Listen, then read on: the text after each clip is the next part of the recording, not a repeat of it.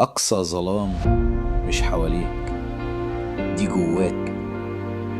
لما تطفي نورك بإيدك، لما تقنع نفسك إنك أقل وإنك مش مستاهل وإنك دايما متأخر، ساعتها الدنيا مش محتاجة تضغط عليك، انت بتعمل كل ده لوحدك.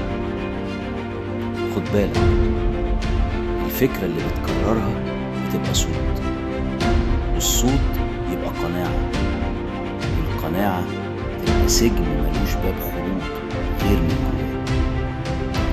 غير طريقتك في الكلام مع نفسك، مش عشان تمثل، لكن عشان انت تستاهل الرحمة من نفسك قبل أي حاجة.